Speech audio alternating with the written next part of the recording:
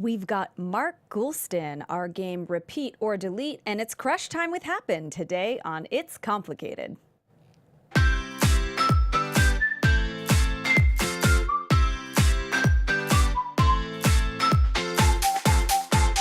You're listening to It's Complicated with your hosts Jennifer Golden and Lauren Leonelli, coming to you live from the AfterBuzz TV studios in Los Angeles, California. Welcome back to another episode of It's Complicated. The struggle is real when you're dating in the city. We're singing. I'm Lauren. And I'm Jen. And today, our drink of the day is Rekorderlig Pear Cider, because we consider ourselves a sweet pair of Czechs. And our guest is tonight is a doctor and expert in helping couples remain in pairs. See what we did there? So we're cheersing to couples of all kinds and a cute play on our witty little words. Oh, yeah. And guys, today, our episode of It's Complicated is brought to you by The Great Love Debate with Brian Howie, the world's #1 dating and relationship podcast. Now go to greatlovedebate.com to check out their live tour schedule and subscribe to hear all of your favorite celebrities dish on life and love. And guys, as we mentioned, today we've got Mark Goulston in the studio. Dr. Mark is the author of 7 books, with his latest book, Talking to Crazy, being featured on Oprah's Book Club. And it was also a finalist in the Audible Oscar Awards last year. I mean, that sounds legit. His first book, Get Out of Your Own Way, was first published in 1996, and it's been on the top 10 self-help books on Amazon for the last 10 years. And it's found its way into, get a load of this, prisons and jails. And because of that, Mark, has received like hundreds of letters from inmates, and he reads each one of these letters and responds to it on his highly rated podcast, also on Great Love Media, called Prison Letters with Dr. Mark Goulston. And this podcast is live as well. Wow. Yeah. It's definitely an interesting topic. Yeah. Guys, he's also regarded as one of the world's top experts on empathic listening, with his book called Just Listen, becoming the top book on listening in the world, actually. Just the small world of all the people and Just stuff. all of that. Yeah. And he recently returned from Moscow, where he was hired to do a 1-day training for members of the Russian government on listening and empathy. Wow. Like, don't be KGB anymore. Like, I don't even know. But I don't know how that works. There's obviously a connection. And regarding relationships in the 1980s, Dr. Mark was also the world's authority, again, the world's authority on helping divorced couples get back together, remarry, and live happily ever after. I want to talk to him about that because, anyway, he calls this recoupling therapy. And he was also featured on Oprah with this. New York Times, LA Oprah. Times, and many more outlets. But Oprah, I mean, really. You had me at Oprah. It's like she's the end all be all. Forget the other Audible awards and all that. Like, who cares about the Russian government? Oprah. Like, Oprah, hello. Hello. Anyway, she should be president. No big deal. Guys, if this wasn't enough. That's actually a really good idea. Thank you. That was my one of the day. Okay. So Mark is also a partner and chief education officer of the POP Protocol, which stands for Pullover Protocol.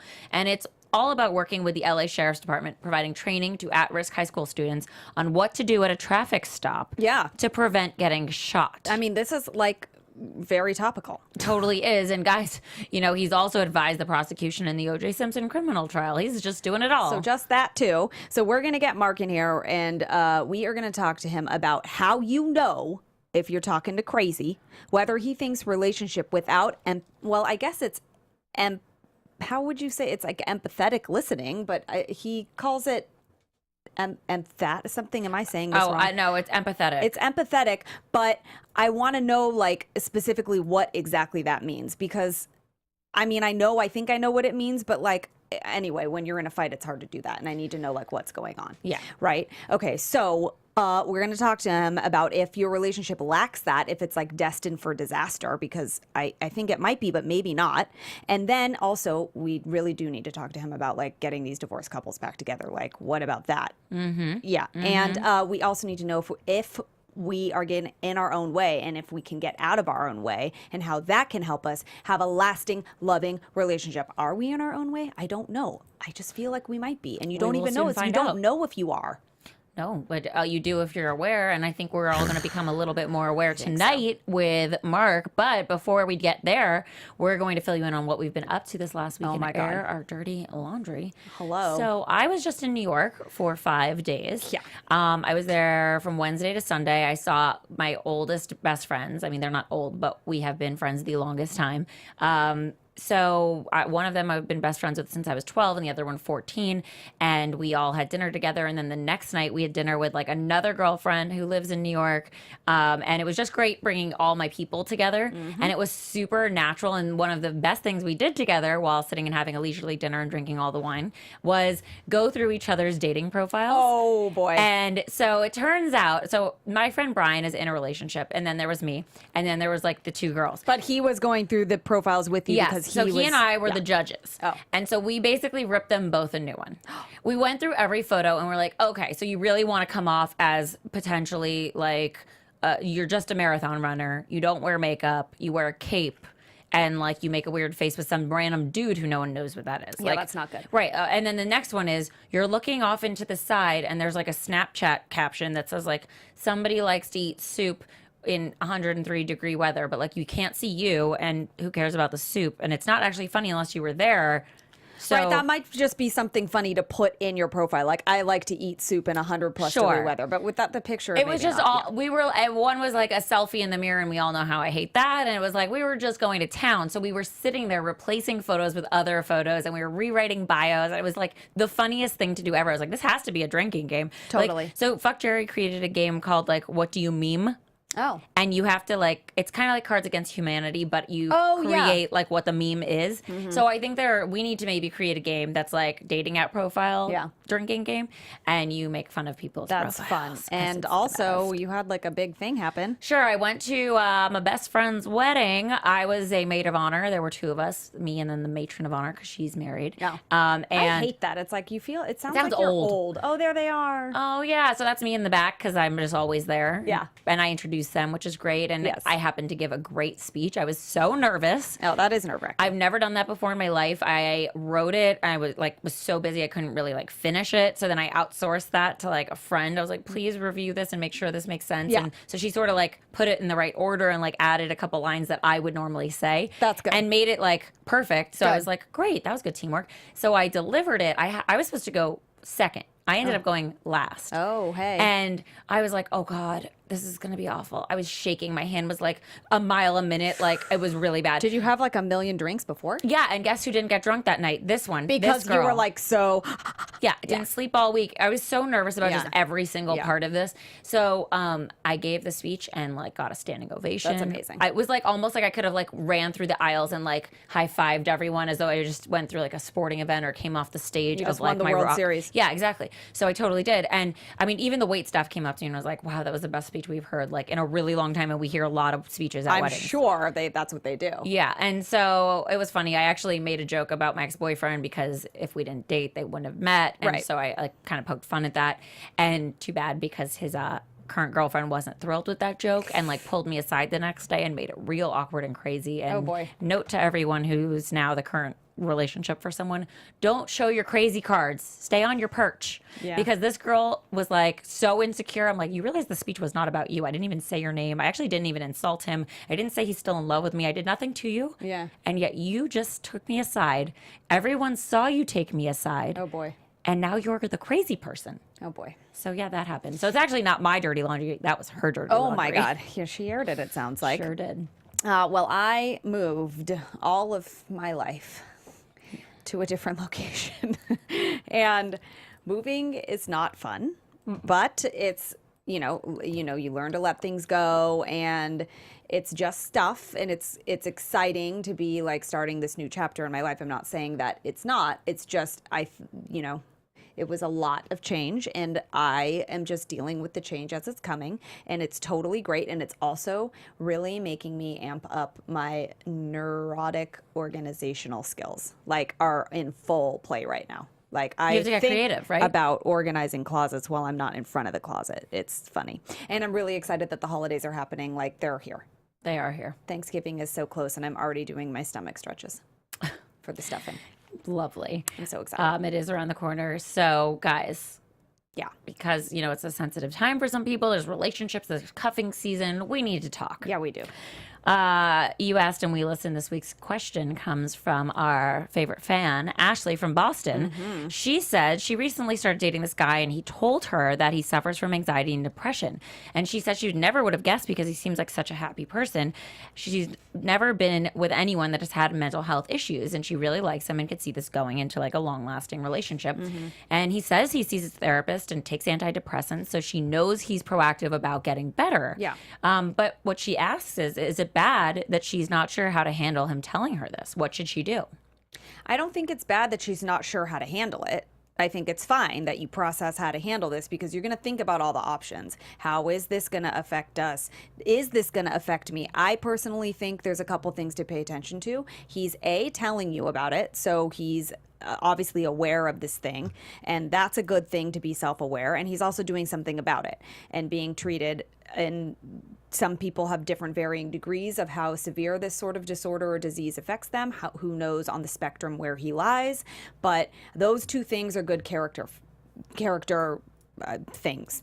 That makes him a good dude so far, I think. The thing is that I don't know that you want to then judge the future of your relationship based on this. I think there are things to think about, but I don't think that you can make it an issue unless it is an issue for you. So it's not something, if you're just thinking about the things to think about them, then great, but don't try and control the future outcome based on what you think is or isn't going to happen, because you don't know until you try. And guess what? Every motherfucking relationship in person reveals something, whether it's they're depressed or they're an alcoholic or they have a crazy ex or they had a past run-in with the law. Something always comes up. So it's kind of nice that you, Ashley, that you know right now. That's my opinion.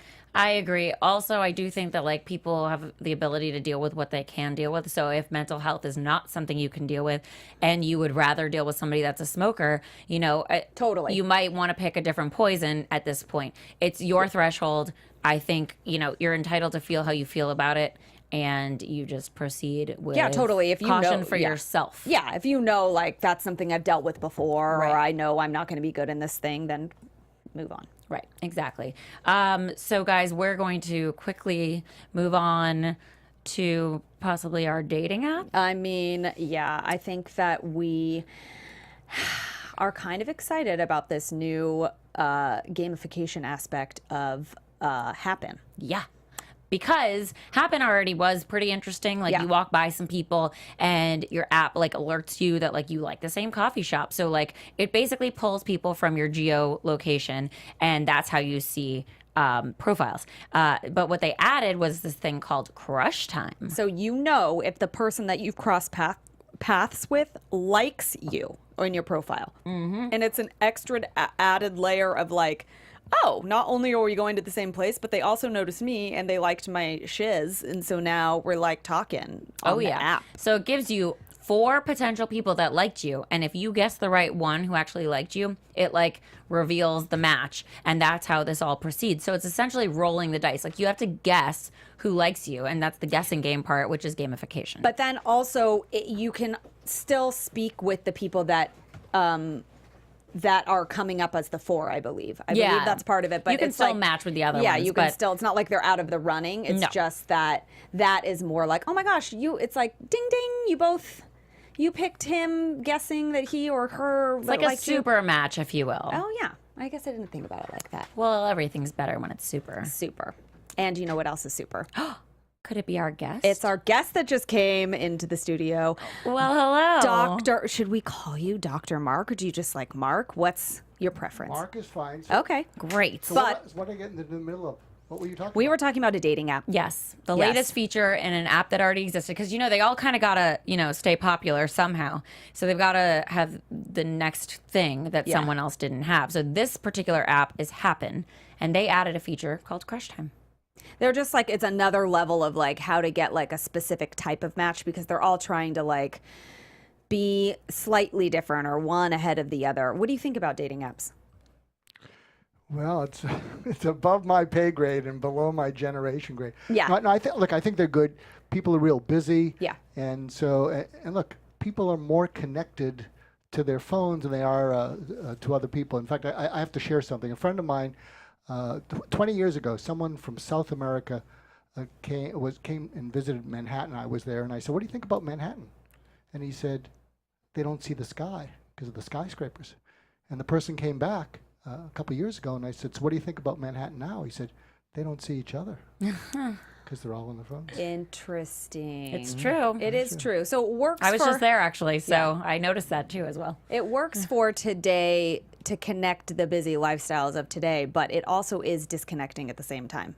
It's funny. It's incredibly disconnected. Yeah. You know, I was in Moscow. Yes. I gave a talk to the Russian government about a month ago, Yes. and it was like everybody warned me about it. It was the best trip I've ever been on. In Red Square, it was like being in Manhattan 20 or 30 years ago. People weren't on their phones like this. They were interacting with each other, and the audience was hungry to be able to relate to each other. I mean, I've never been so well greeted. Really? Really, and listened to.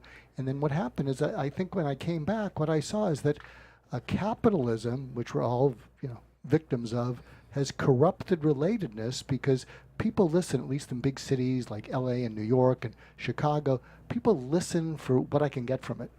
Whereas in Russia, it was it's almost like they were freed from the tyranny of Stalin and everything, and they wanted to relate to each other better, so they just wanted better ways to connect. do that. It's quite a cold place, isn't it? Like just generally like person to person, their interpersonal And weather. skills. Well, yes, also that too. No, people warned me. They said, "Don't smile in Russia because they don't smile." And so actually, when I started my talk, I said, I was warned that you people don't smile. But what I figured out, you don't smile, and you don't like Americans who smile because you don't trust us yet. When someone's smiling like this, you think they're trying to manipulate you, which they are. Oh. And so until people earn your trust, and then you have confidence they can help you, you don't smile. And then if I can do that, we're going to drink vodka. You're going to drink me under the table, and you three in the front row are going to carry me back to the hotel. And the bond is stronger because it's based on some foundation of trust, whereas the other smile initially feels a little inauthentic. Oh, yeah, and it feels like when you're smiling, it feels like you're trying to maneuver or manipulate them. However, it does seem like people in general are guilty until proven innocent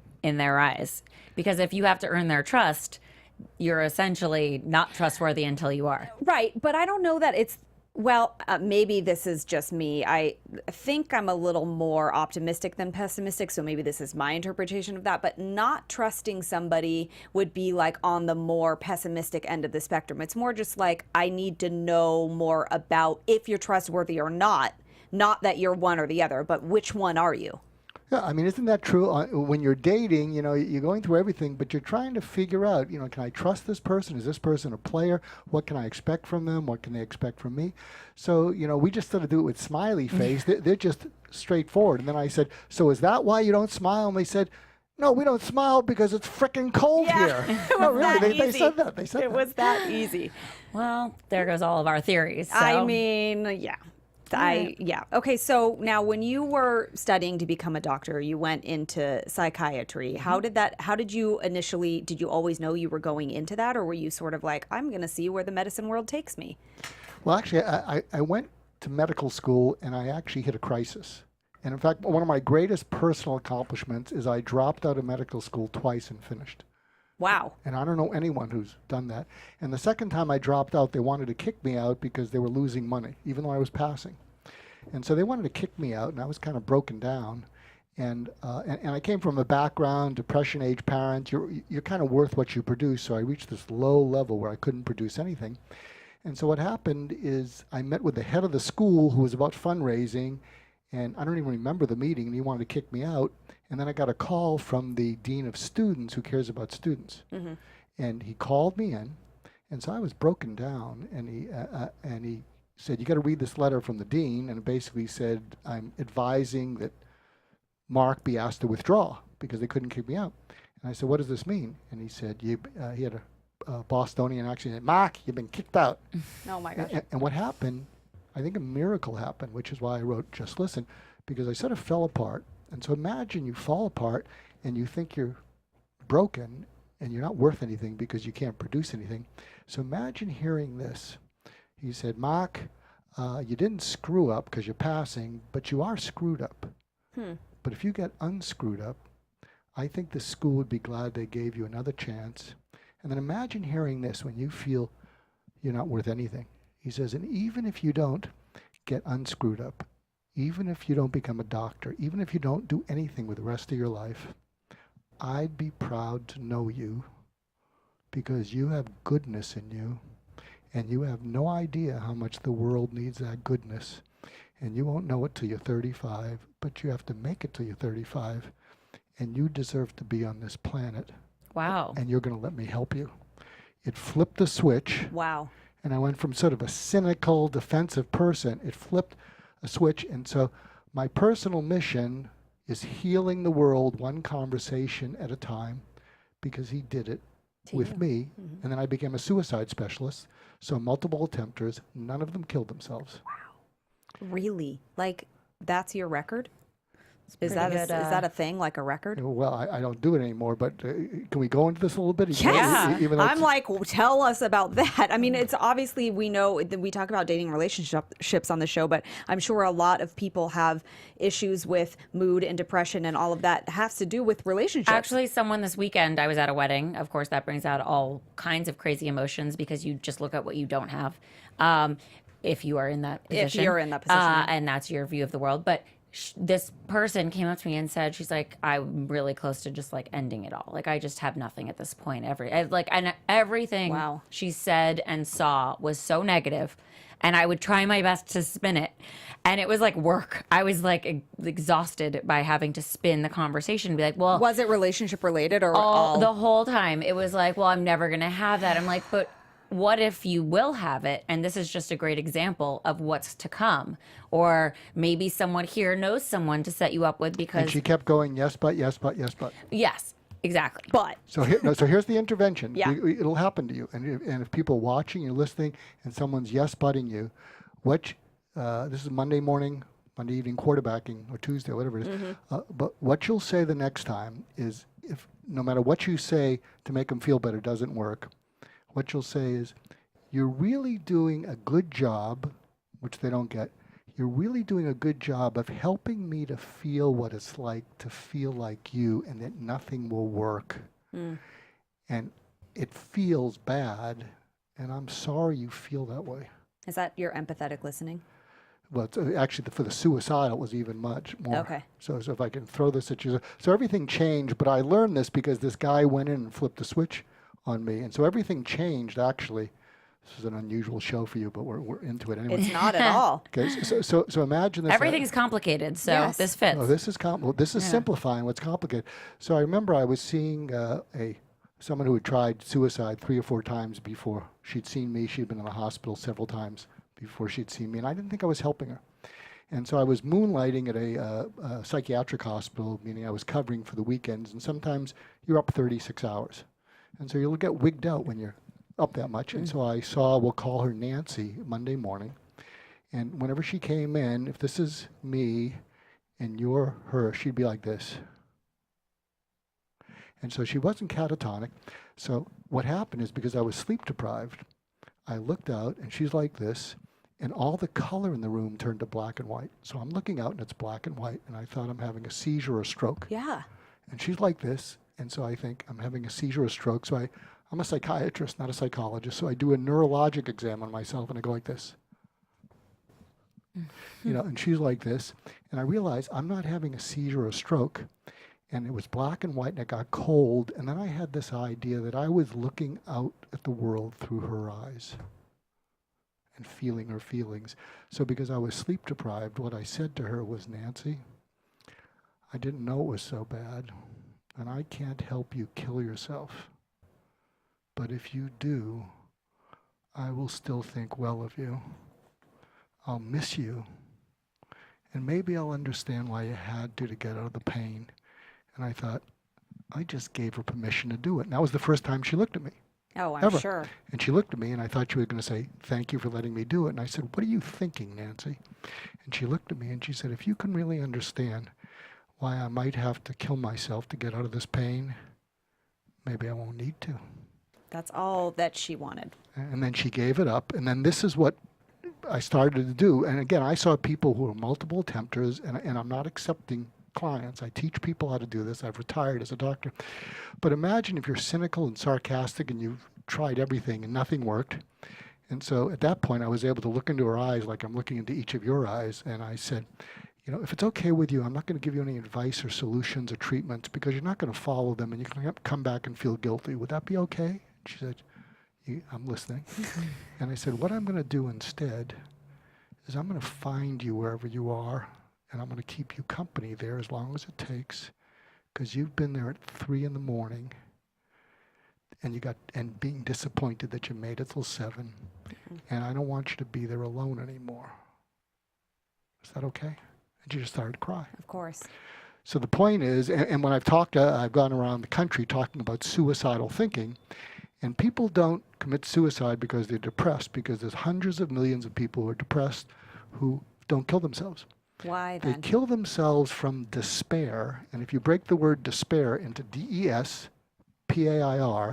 that means feeling unpaired with hope, hopeless, unpaired with worth, worthless, meaningless, useless, pointless. And if you can pair with them in hell, suffering, pain is pain. Suffering is feeling alone. People can tolerate pain. They can't tolerate suffering. Okay. But if you can go in there and break the aloneness, suffering they can't live with becomes pain they can't. So just letting them know that you see their point of view but that couldn't have happened to you every time, seeing the world sleep deprived and wigging out, as you said, through black and white, through her eyes. Does that something that happen to you more than once? How do you then let your patients know, like, I'm here with you, I'm seeing this through your eyes? How do you empathize then with every person? If, let's just say, the body didn't take over and you didn't see black and white, what would a different situation call for then for you to become? Well, I'll tell you, I'll do it here. I'll do it with the two of you right now. No. We're not going suicidal. Not that, that's offline. That's offline. Yeah. And actually, this book, Just Listen, top book on listening in the world, 18 languages.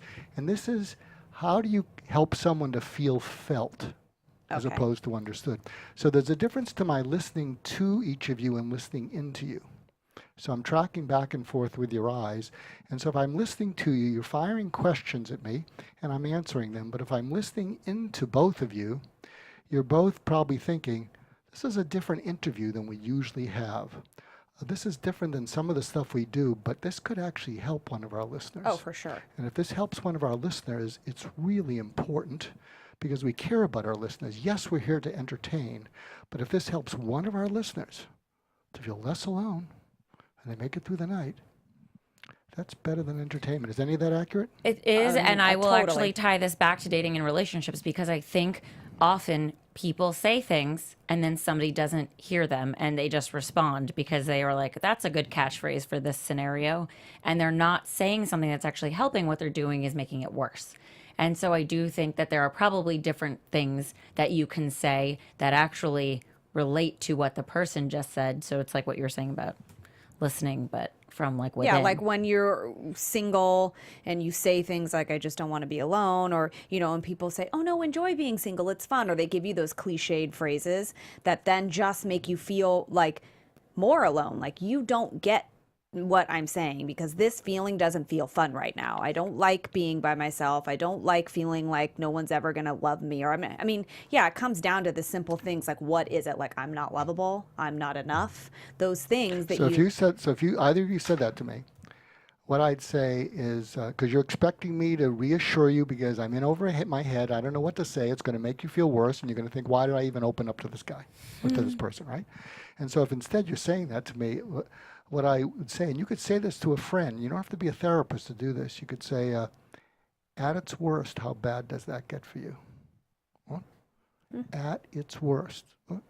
Tell me a story about you at your worst. And so see what happens is when they retell the story, and here's another interesting thing.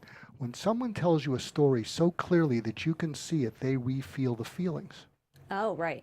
And so when they re-feel the feelings, which they were all alone in, and you say, tell me about that. And then if you could say, what did you, and then also people feel known if you use what I talk about in Just Listen is FTD delivery, and FTD stands for feelings, thoughts, what'd you do? So when they're telling you that story, you can say, so what'd you think when that happened? Whoa, what'd you feel? Well, what'd you do? Well, how did you make it through? But you see, anyone can learn these things. Yeah. And so, again, part of my mission in life is healing the world one conversation at a time, and teaching people to do that. And if you're listening, something or watching, something I'd encourage you to do if you're with a friend. Now, because I'm a former therapist, I often feel people's pain. As you're talking to people, if you were to say to them, I'm a little distracted, and I'm picking up, it's either frustration, anger, disappointment, something near the surface. Which of those is it? Wait, those are all surface emotions. No. Those are underneath the surface. Oh. So they But can be, that person might have one of those three. So everybody has one right. of those things. Right. So are those the three you say, or that's because that person happened to, like, what if somebody is like sad versus Well, frustrated? and what they'll say is, well, I'm not frustrated, angry, or disappointed. I'm sad. Well, that's it. And then what I talk about in Just Listen are what I call conversation deepeners. And so you'd say, say more about the sad thing. And they'd say more about it. And then another conversation deepener would be to say, after they finish, really? Not really, but really. And they'd say, yeah, it hurts all the time. And what'll happen is if you can just stay there, what you'll see is you'll just watch the relief in them.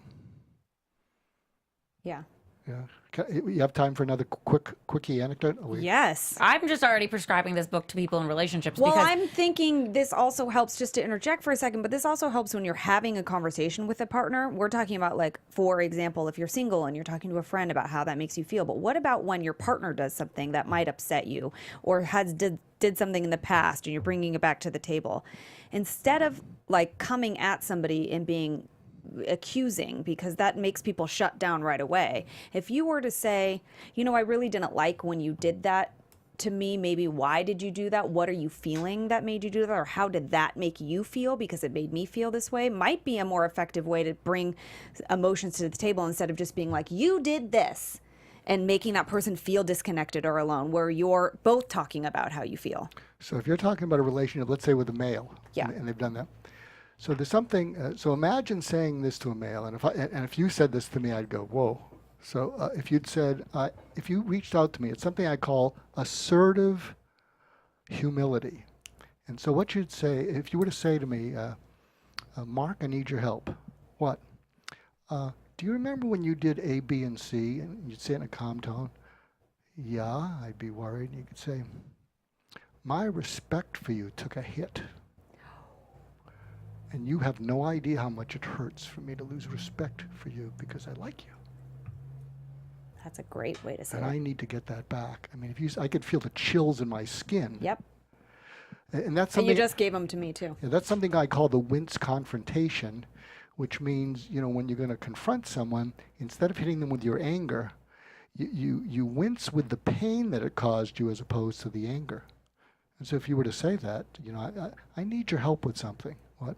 When you did such and such, my regard for you, it's kind of like a pigeon came in and just crapped all over this person that I looked up on. Yeah. And it's not going to easily clean itself off. Right.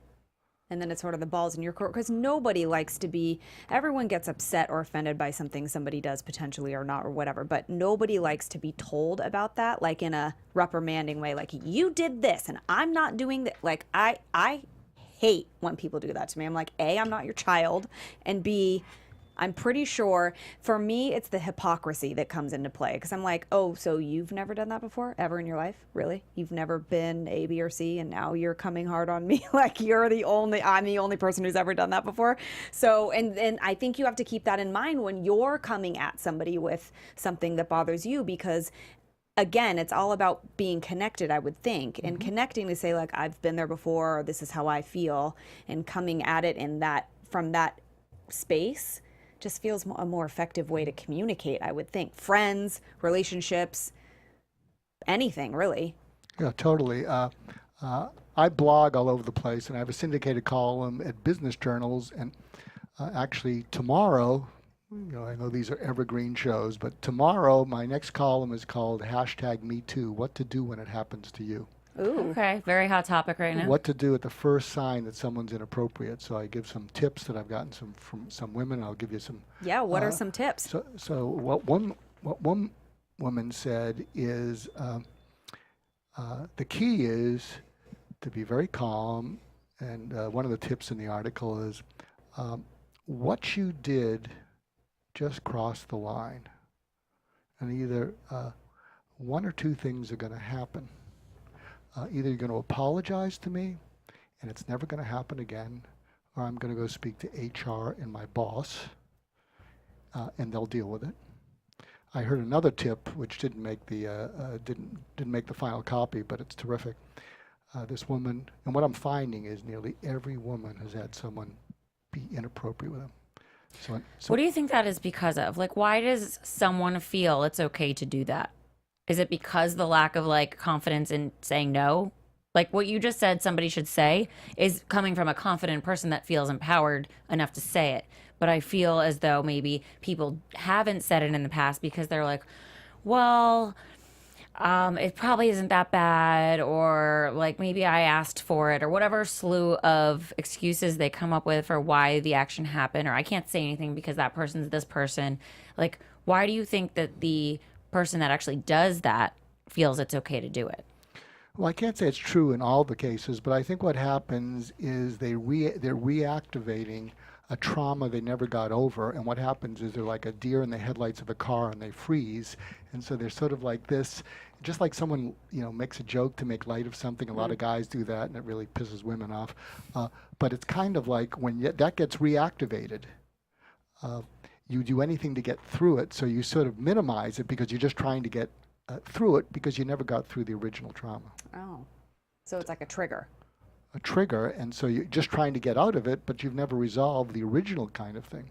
So something else. Can I make a little plug for a book? I have? Go for it. Yes, please. Okay, so here's a little interest in Marketing 101. So I have a book called Talking to Crazy. Yes. How to Deal with the Irrational People and Impossible People in Your Life. It's on Kindle for $1.99. Nice. This is a steal, guys. It's a steal this month, and it was a finalist in the Audible Oscar Awards last year and Oprah.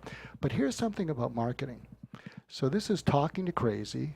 What happened is a lot of people said, I need that book, but when it came out, people said, I can't buy it. Why? Because if my girlfriend sees it, they'll know it's about her, which it is. You just called me crazy. Yeah, if I'm a manager, they'll know it's about them. Yeah. And a lot of women will say, oh, this is really anti-feminine. So here's the Russian translation. Oh my gosh. And the Russian translation is How to Talk to Assholes, and it has gone viral across Russia. I'm sure.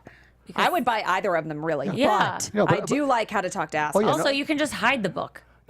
No, no, actually, what I told them is, take off the flap and That's put on what I said. Put on the flap from Just Listen, because no one gives a shit about listening. Or put on like Exactly. 50 Shades of Grey or something. Right. It makes more sense to everybody. Okay, so Talking to Crazy, can you tell us what inspired that and what people can learn from it? Okay, so Just Listen, there were two chapters that people were really tuned into. One was Steer Clear of Toxic People. So I get a lot of attention to that. And then there's a chapter called How to Go from OF to OK, and OF is fudge. Yeah, You can say it. Oh, fuck here. Yeah. And so what happens is it's how to talk yourself down when you get agitated. So that got the most attention, and so I wrote a whole book called Talking to Crazy, which is basically how do you disarm someone who's agitated, irrational, and really what it is instead of going like this, you kind of let them finish, and you lean into it. But here's the key, if you're listening. If you have any crazy people in your life who drive you crazy, and this is not about mental illness, this is about people that drive you crazy. We could have said how to deal with the people that drive you crazy, but this is a better title. Totally. Yes, It's a good title. agreed. And so think of that person who drives you crazy. Here are the tips. Never expect them not to do it. Because that would be crazy. Right. Yeah. So they are who they are. always expect them. Hold a little bit of yourself back. Don't be Mitt Romney, but hold a little bit of yourself back. And sorry, Mitt. But then when they do that crazy thing, they're going to expect to provoke you because that's how they get the better of you. If they can get you off balance by provoking you, they go for the jugular.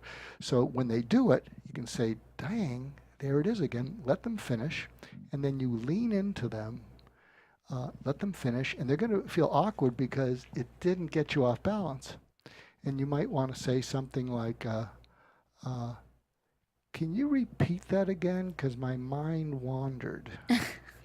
Well, okay, but why are I feel you like that would make saying somebody that? even crazier. Why are you saying that? What's the tactic behind that? Or you can look at them and say... Because your mind did wander like, oh, fuck, they're being fucking crazy again. Yeah, You stop listening to somebody once they're like, or you can say, can you say that in a normal voice? No. No, because you got me all ticked off. that's like telling somebody to calm down because they're Yeah. not calm. They're not going to calm down. But the point is, okay, here's another thing, because I teach leadership around the world. There's something about being, and this is one of the reasons Trump won and Hillary lost. There's something about being declarative versus explanatory. It was the Declaration of Independence. It wasn't the explanation of independence. Trump was declarative. Sure. Hillary was explanatory. So when you're explaining, it's close to whining. But when you're declarative, what You're owning happens, and you're not doing it in a bullying way, but you're declaring something like, you want to run that by me in a normal voice because the way you said it got me all agitated and I couldn't listen.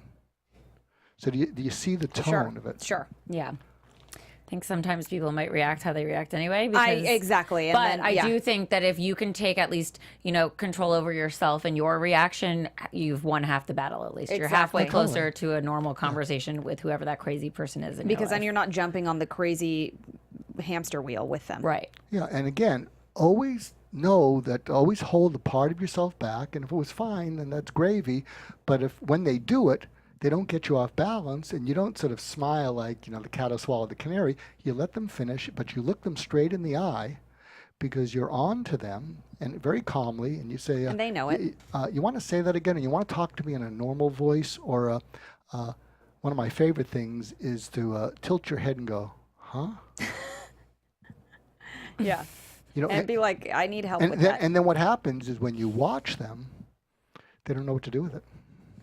This just sounds like a fun It is difficult experiment. to have someone come to you and to, like, I had someone come to me to apologize to me, and I know that I go down the empathetic path. I'm like, it's okay, don't, like, it's okay. Because I feel like if I were apologizing to somebody, I feel vulnerable in this situation, so I need to then let them know that it's okay because I know they're feeling vulnerable. And I had someone give me great advice. My friend Stacy said, when this person comes up to apologize to you, because they're going to, and they did, just look at them and say, I appreciate your apology.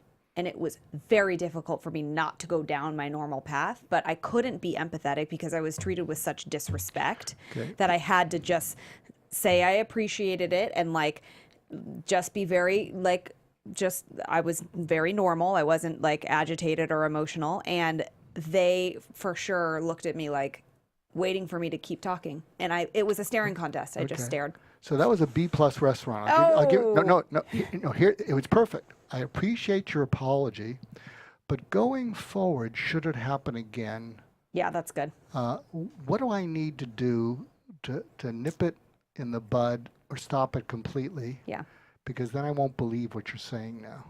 Yeah, well, it continued so. But yes, it was, but yeah, it was a good start. And it was definitely like you talking about controlling your side of the street, keeping your side of the street clean. That is part of it, to not go down the crazy hamster wheel with somebody. And then you also quickly wrote a book to talk about before we play a fun game with you. You wrote a book called Get Out of Your Own Way. Mm-hmm. And that was then now appealing to people in the prison system that write you letters, and this spawned your podcast. That's so right. tell us about that really quick. Okay, so Get Out of Your Own Way was published in 1996. It's been in the top 10 self-help books at Amazon for the last 10 years. It's 22 years old. It's being released with a new cover. And it's found its way into prisons and jails, and I've gotten a couple hundred letters from inmates. And so what happens, and the inmates are just reaching out with heart-wrenching things. And so thank you for bringing that up. So I have something called the Prison Letters with Dr. Mark Goulston, and I read the letters from inmates, and then I just go, it's like I improvise empathically. So I'll give you one example that I still remember, and the title of that one, if people want to check it out, and it's at iTunes or Stitcher, is called Not Born to Hate. So I read the letter, and I've read the letter before, but I never know what I'm going to do improvising with it. So imagine this. The person's really angry, and I don't know why I'm so angry. So I read the letter, and it's called Not Born to Hate. And so I pause, and after I read the letter, I say, I'm a newborn, and 3 hours ago I was safe, warm, not hungry, and now I'm out in the world, and all I'm hearing is people yelling at each other. And it's cold, and they're yelling at each other. And I want to go back, but I can't go back. And then I talk about what that feels like, and then I say, oh, I'm 2.5 months old. Oh, I'm making eye contact with my mom. Oh, what's she saying? Can you put the nipple in your fucking mouth? Yeah. Well, stop putting it in my eye already. Oh, that's Dad. Dad's walking over. What's she saying to him? Can you wake up in the middle of the night and feed this fucking thing? Well, this is not setting me off down the world of trust and happiness. Right. And how that can lead to being angry. So they're all kind of crazy like that. God, it's like you started from the very beginning. A lot of people ignore that aspect. Well, people get screwed up right from the start. They do. It's a pretty good place. God. We're going to do quickly just a 1 line or 2 lines from our Yes. quick game since we promoted it. Yes, we want. It's called repeat or delete. Basically, tell us what actions to repeat and which ones to delete. Because a lot of people say like, oh yeah, you have, if you don't succeed, try again. And then some people are like, but the definition of crazy is repeating something over and over again and expecting a different result. Which one is it? So we're gonna list 3 things, and we want you to say repeat if it's something you should try again, or delete if it's like, no, don't do that. Let that one go. Discussing an emotional trigger that exists in a romantic relationship. Repeat or delete. Pick the time. You got to pick the right. There's a time for everything. Okay. But I would tee it up with assertive humility. So if you say to someone, "I need your help," and then you hit them with that, you can get it out. And then delete. One time. Done. Mm-hmm. Okay. All right. What about texting with a guy who asks for plans but moves slowly when setting a date? How many chances do you give that guy? You repeat and keep talking to him, or do you just notice it right off the bat and delete? He's dragging his feet. I would delete. Same. I think so too. Same. Yeah. Especially at this age, talking about timing, right? Okay. Ain't got time for that. And remind everyone where they can listen to your podcast and find you. Okay, Prison Letters with Dr. Mark Goulston at iTunes, Stitcher. I think there's some FM something or other radio or something. Sorry, FM radio. One of those old things. But you can find it there. Actually, entrepreneur.com just last week said 10 podcasts that will change the way you think. And number 1 was Prison Letters. Wow. Nice. Congratulations. That's amazing. And then tweet me at Mark Goulston. You can't spell it, but I'll spell it for you. M-A-R with a K, Goulston.